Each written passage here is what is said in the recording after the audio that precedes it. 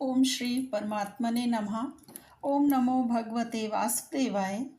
कार्तिक मास का महात्मा, अध्याय 5वां। कार्तिक मास का 5वां अध्याय भगवान विष्णु की महिमा, कार्तिक स्नान, व्रत और भक्ति के लाभ का विस्तार से उल्लेख करता है।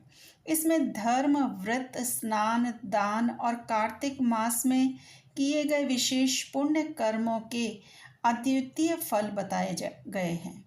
5वें अध्याय में मुख्य रूप से बतलाया गया है कि कार्तिक महीने में सूर्योदय से पूर्व स्नान, व्रत एवं भगवान विष्णु के नाम स्मरण का कितना अधिक महत्व है।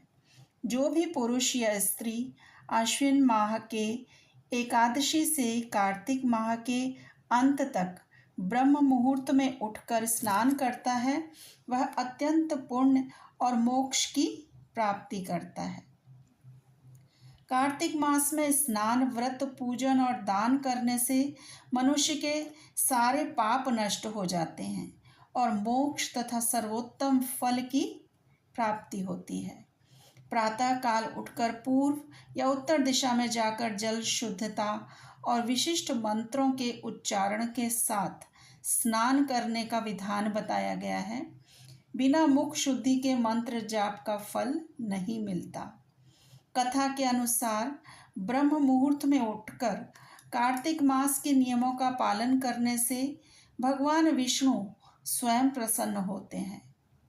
और इसमें यह भी बताया गया है कि अन्य महीने की अपेक्षा कार्तिक माह में किए गए पुण्य कार्य हजारों गुना अधिक फलदायी होते हैं और इस माह में उपवास, जागरण, धार्मिक सेवाएं और कीर्तन के विशेष लाभ हैं।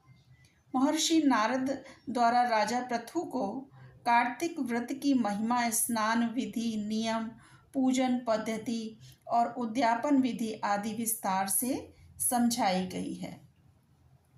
अध्याय का मूल संदेश है कि पवित्रता, नियमबद्धता और भगवान विष्णु के प्रति श्रद्धा, यही कार्तिक मास के व्रत का केंद्र है।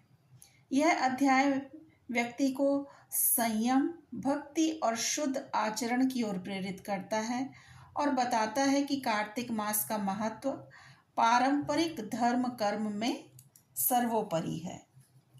तो यथा योग्य विधि से देवताओं की पूजा करके भगवान से क्षमा प्रार्थना करें कि हे सुरेश्वर, हे देव, मैंने मंत्रहीन, भक्तिहीन और क्रियाहीन पूजन किया है, अतः मैंने आपकी जो कुछ भी पूजा की है वह परिपूर्ण होवे।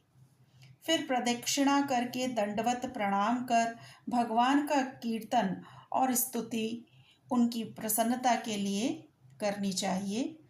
जो कार्तिक की रात्रि विधि पूर्वक विष्णु भगवान और शिव जी का पूजन करते हैं, वे अपने पूर्वजों सहित निष्पाप होकर वैकुंठ को जाते हैं।